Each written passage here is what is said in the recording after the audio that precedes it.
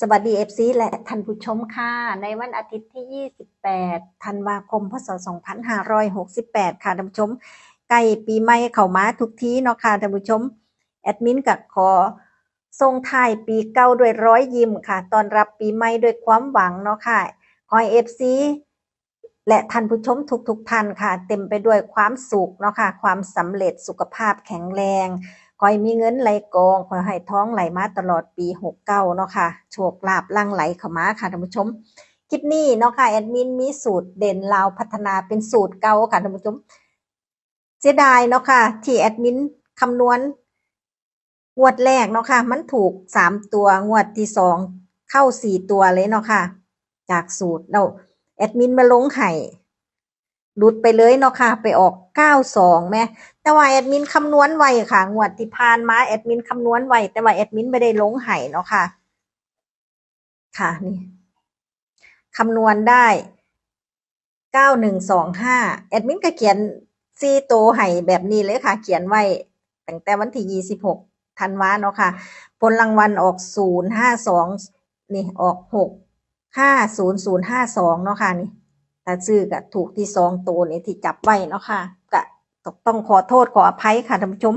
เพราะว่ามีอีกสูตรหนึ่งเนาะค่ะที่เพิ่นไปชนสูตรนี้กับเป็นสูตรเก่าค่ะที่แอดมินใส่มาจากสูตรเด่นตัวเดียวค่ะท่านผู้ชมเด่นตัวเดียวแถวบนเนาะค่ะแอดมินเพิ่มมาอีกตำแหน่งหนึ่งค่ะลดแต้มเนาะค่ะก็ถูกมาเรื่อยค่ะท่านผู้ชมนี่ได้2เนี่ยออก92เนาะเพราะงวดที่ผ่านมากะได้0ไปอยู่ได้1กับ0ค่ะไปอยู่หลักร้อยเนาะค่ะเลข0แล้วก็อีกสูตรหนึ่งค่ะนี่ถูกมา2งวดแล้ว2ตัวค่ะมาตัวหนึ่งมาตัวหนึ่งมาตัวมา2ตัว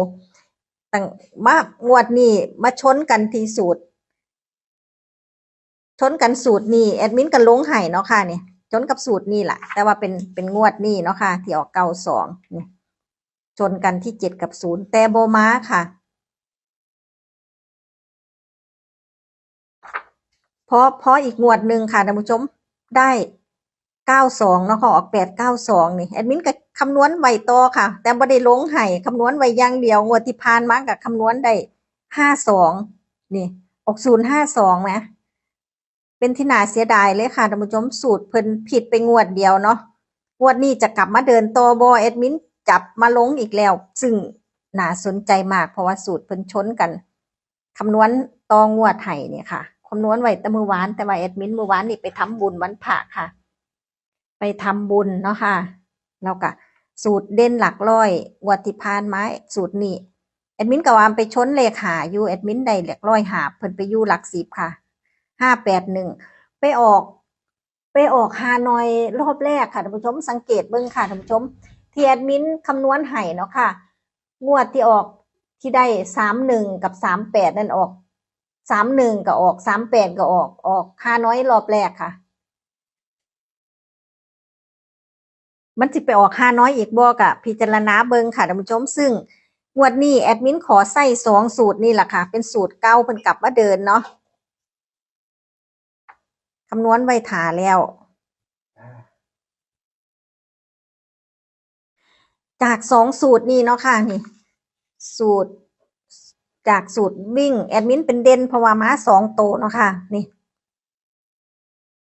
งวดที่ผ่านมานี่ได้52งวดนี้แอดมินขอขึ้นหน้าใหม่เนาะค่ะนี่งวดที่ผ่านมาค่ะท่านผู้ชมนี่สูตรนี้คำนวณได้เลข0เนาะค่ะนี่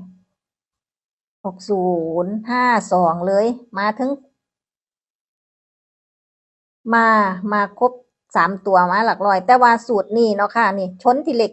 7นี่ได้7กับ4แล้วก็ไปดูสูตรเนาะค่ะชนอีกสูตรหนึ่งนี่ค่ะใส่สูตรเดิมเนาะค่ะตำแหน่งที่แอดมินคำนวณนี่ค่ะใช้หลักหมื่นหลักพันคูณ2หลัก10คูณ2เนาะค่ะแล้วก็บวก9คงที่บวกกันได้24ค่ะน้ำหลักหน่วยมาตั้งเลข4เนาะค่ะบวก2คงที่กับเป็น6 6บวก1เป็น7 7บวก3เท่ากับ0ก็จะได้4ตัวค่ะเลข4ตัวมาจับวินกันค่ะท่านผู้ชม แอดมินกะวินให้ตามแนวทางเก่าเนาะค่ะงวดที่ผ่านมานี่เลข25เนาะค่ะคำนวณได้25มันออก52แอดมินก็เลยจับเนี่ย0770กลับไปแน่เนาะค่ะแล้วก็เพิ่นเคยออกเนาะค่ะเนี่ยงวดที่ออก63แอดมินก็จับสูตรนี้อาจจะมาเป็นหลักพันก็ได้เนาะค่ะนี่เพิ่นบ่เคยมาหลักร้อยหลัก10หลักหน่วยบ่เคยมาเป็นหลักพันแอดมินเลยจับให้4ตัวเพื่อท่านผู้ชมมักเนาะค่ะจับที่เพิ่นเคยออก4ตัวนี่ค่ะท่านผู้ชมเอาเดี๋ยว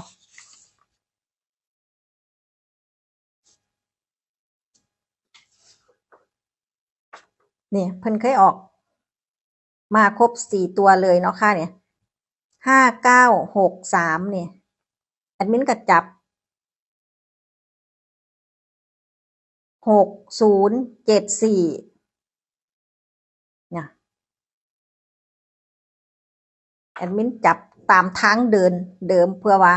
มาครบ4ตัวเนาะค่ะหรือว่าท่านผู้ชมท่านใดบ่มักที่แอดมินจับเนาะค่ะนี่แอดมินจับ4ตัวให้ชุดเดียวค่ะแล้วก็ถ้าจับ3ตัวเนาะค่ะแอดมินใส่ไป047074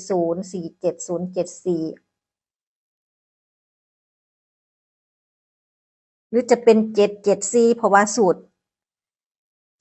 รนี้มาเลข7จะมาเบิ้ลไหมนี่ค่ะนี่052ถ้ามาตามสูตรนี้หรือชนอาจจะมาเหมือนงวดนี้ก็ได้เนาะค่ะที่ออกเนี่ยงวดนี้สูตรนี้ได้เลข2เนาะค่ะออก29เนี่ย92เนี่ยงวดนี้ชนกันที่เลข7สรุปเด่นแนวทางลาวพัฒนาวันจันทร์ที่29ธันวาคมเนาะค่ะจับคู่2ตัวแอดมินจับให้0770แล้วก็7447เนาะค่ะถ้าเป็นคู่ชุด4ตัวแอดมินจับ6074 3ตัวแอดมินจับ047กับ047กับ074แค่นี้แหละค่ะท่านผู้ชมถ้าท่านผู้ชมท่านใดบ่ชอบที่แอดมินจับเนาะค่ะก็สามารถไปจับเองได้เลยค่ะท่านผู้ชมเพราะว่าแอดมินจับผิดเนาะค่ะค่ะคลิปนี้แอดมินก็ขอกราบขอบพระคุณท่านผู้ชมผู้ฟังทุกท่านค่ะที่เข้ามารับชมรับฟังเนาะค่ะขอให้โชคดีมีโชคต้อนรับปีใหม่ค่ะส่งท้ายปีเก่าต้อนรับปีใหม่ถูกรางวัลหลักแสนหลักล้านจนกว่าจะพบกันใหม่คลิปหน้าคลิปนี้สวัสดีค่ะ